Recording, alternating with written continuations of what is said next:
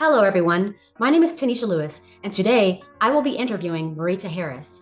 She is a licensed architect in the state of Arizona and has attained her NCARB certification. She is also a LEED accredited professional and has completed the Certified Sustainable Building Advisor program. She received both her Bachelor of Science in Architecture and Bachelor of Architecture degree from Kent State University. Maurita joined PHX Architecture in 2010, where she is currently in Architect Level 3 as well as a project manager. Maurita is a founding member and current president of the National Organization of Minority Architects, what you may call NOMA, for the Arizona chapter. In the spring of 2021, she was appointed by the mayor and city council to the City of Phoenix Alhambra Village Planning Committee. She somehow finds time to mentor junior staff as well. In her current role, she directs many of the firm's restaurant and hospitality projects from design through construction. Maurita's design inspiration comes from being a family-oriented person and the desire to create gathering places. Let's see what she has to say today. Hi. Hello, Maurita. So nice to officially meet you outside of someone else interviewing you. How are you today? I'm good. How are you? I'm doing well. I know you have a busy schedule, and I will just jump right into the questions, and we'll just let the conversation flow naturally from there.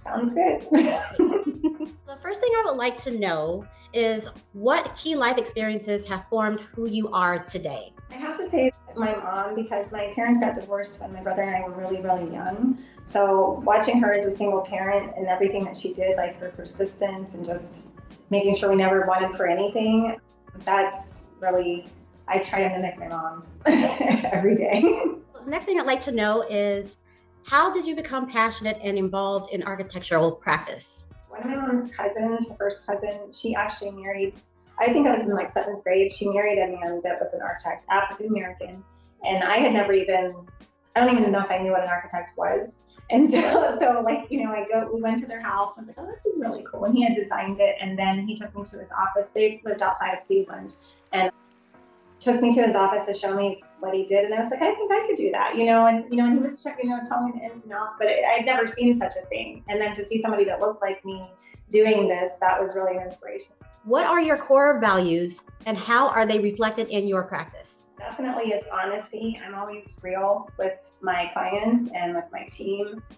I always try to, we're problem solvers as architects, and so whenever we're presented with this design problem or whatever, we always try to look for solutions and opportunities. So I always, try to be upfront and say, well, this is not that I'm trying to be the bearer of bad news, but just like, these are some obstacles that we might have. So these are some possible solutions that we're going to explore. And then I think just faith, trying to be optimistic about the outcome of whatever it is. At the end of the day, when the project is over, I want us to also be friends, like with the client, with the contractor, with my engineers. It's not worth us making this relationship. What is your design process? And that would be including design thinking, visualization, and realization. In our office, everything's collaborative, so it's never just me. And I'm not the main designer, I'm a project manager. But what we do with every client, we'll have that initial meeting. We'll typically meet here first, and we'll go to the site, talk about their needs and their wants for the space, what they want to do, and how they want to float and function. And typically, I do hospitality now. So usually there's something that a space that they're in and they either like or don't like certain things. So they'll talk us through, well, this works, but I don't like how this is, and so that's what we kind of go over, those solutions. We usually come back and do conceptual plans, depending on what it is. If it's a new build, there might be some renderings involved, a SketchUp model, depends on what the project is. And then we'll go back to them, a couple times and see, are we linking their vision with our vision? Because we're still designers at the end of the day, all of us, but just trying to see if we can kind of get into their mind of what they're doing. Because a lot of them will even bring imagery, I like this, or they'll say, I saw this project, I didn't realize you guys were the architect that really liked this style or whatever. And so we're trying to kind of get inside of their heads of what is it that they like, and then what we can contribute to that and make, all of that come to life.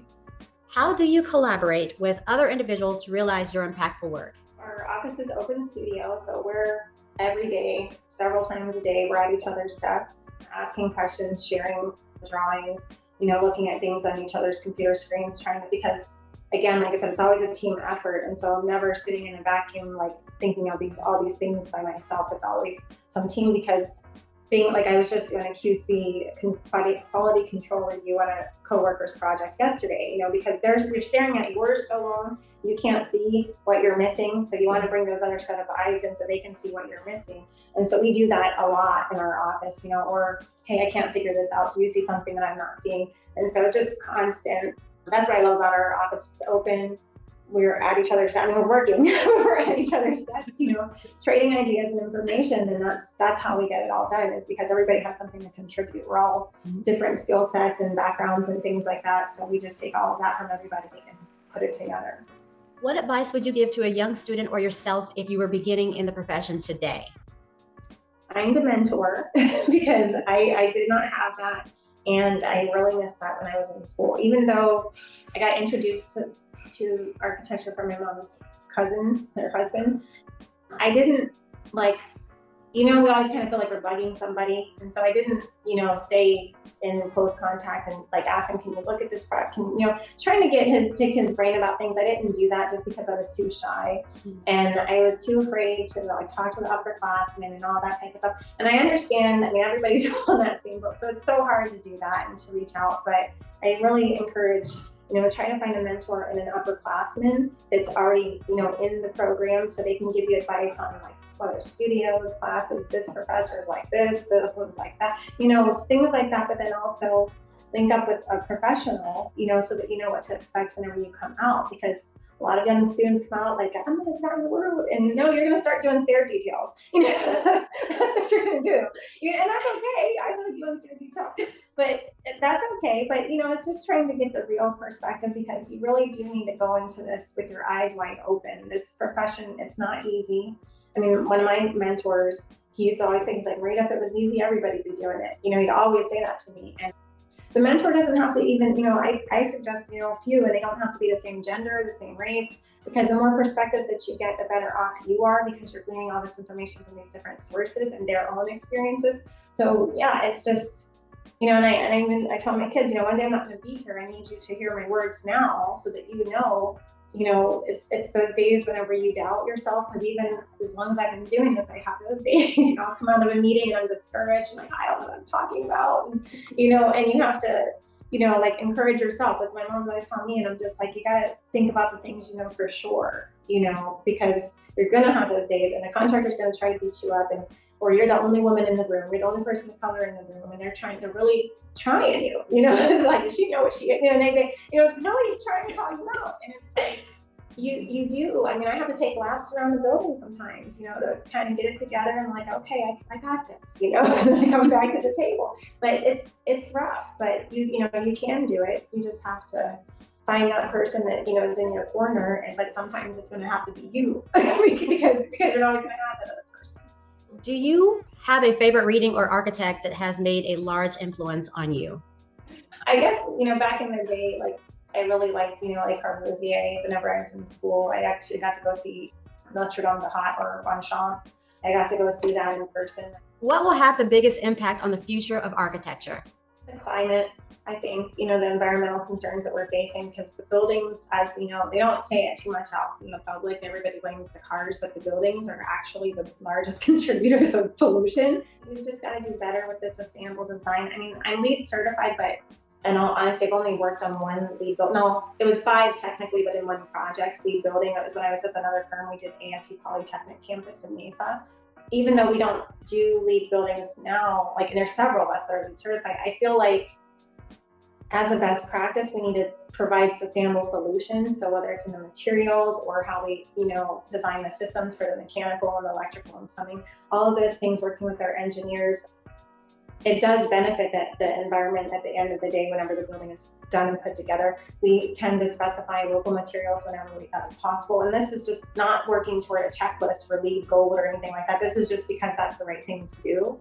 And then the other part of it is universal design, where I'm the code girl in the office. So I'm the nerdy, all about the building code and the ADA accessibility. That's my passion. I get excited. I'm like, that is not the glamorous part, but that's what I like. And I get really irritated when people we're doing the building and we have to have the ADA accommodations. And they're like, oh, and I'm like, no, that could be you. It could be your mom. It could be your kid, whoever, it should not be an afterthought. This is where the whole universal design comes in, is so that all of the people can equally use all of the spaces. Stop shoving the ADA people in the corner and all those things. It makes me crazy. I'm just like, so I'm like going in the office and I'm like, no, you're not the ADA writer. You got to do this. And Maurita, come on. I'm like, no, because I really do believe that. It could be me. I mean, last year I had 2 of my kids were in walking boots because I had sports injuries, and they want to go sit in the restaurant too. You know what I mean? So it's things like that people are sometimes really inconsiderate, and even some designers, I hate to say, they're, because they'll listen to the clients, oh, you don't need to do it. I'm like, yes, you do need to do that. You need to know your audience. And we do a lot of like golf resorts and things like that, and they have older clientele, and I'm just like, they need those ADA accommodations. They may have a cane or something. It's not always just the wheelchair. So just trying to change people's minds about that and just call it universal design, meaning for everybody, not just ADA or something like that. So if that makes sense. It makes sense, and I totally agree. Finally, I would like to ask, what are the biggest challenges you face? Gaining the respect of my clients and the contractors, for sure. Like I said, being a female first and then minority on top of that, it takes a lot for people you have to get that, I always feel like you have to have somebody co-sign for you, and fortunately for me, my boss does that. I'm really grateful to be in a position that I am. I've been here at PHX Architecture for 12 years. Actually, it's just my 12th anniversary on last week, and Happy anniversary. Thank you. Mm-hmm. They're very encouraging for me. Even when I ran for NOMA Arizona president, which that's what I'm doing now, they just encourage me, and we've been in the room, we're starting, with a new client, and we've got a new project, and then they'll look at him, he's a white male, they'll look at him like, well, Eric, blah, blah, blah, and ask him, and then he says, well, Maurita is the project manager, she's a project architect, so he'll like pass it to me right in front of them, and then they shift in their seat, and they're like, oh, okay, so I really do appreciate, because he's very, verbal about that, and he doesn't just say that, he really will, like, he's sitting there, but he'll just push me like, no, she can answer the question, and they're looking at him and they have to shift, so it's interesting to see that, and they're like, oh, okay, but that helps them to, they trust him, so therefore they're going to trust me. That does help to give me some credibility, having my boss in my corner. And then there's times whenever he's not there and it's just me. And again, you have to gain the respect. You have to assert yourself. And, when you're a female, they like to call you other words, but if you're a man, you're just being assertive, Exactly, so exactly. You have to always walk that line and make sure that you're making your point, you're being direct, that you do know what you're talking about, because they're going to, like I said, they're going to try you, and they're going to, well, what is she doing here? I'm not buying makeup or whatever. There's so many comments. So you just have to be ready for that. But you definitely, it's just gaining the respect of my clients and the contractors. Just because when I got on that job site, it's very rare that you'll see a woman. And when I do, like one of my big projects I was working on was the Arizona Biltmore Resort for the past 4 years, and there was a lady out there. She was doing the civil work, and I loved seeing her, and she was an older lady, I'm just like, wow. And she's out there with her boots and her hat and the gloves, and I would talk to her sometimes. I'm just like, I love seeing that. She wasn't, African American or anything, but it didn't matter. She was another female who obviously had been doing this for a long time, and that was a lot for me to see that, and I just loved it, because she's giving orders and they're listening to her. So it's like, that's what you want, Thank you so much, Maurita, for taking the time for this interview with me, and I hope you have a wonderful day. Thank you. You too. Bye. Bye-bye.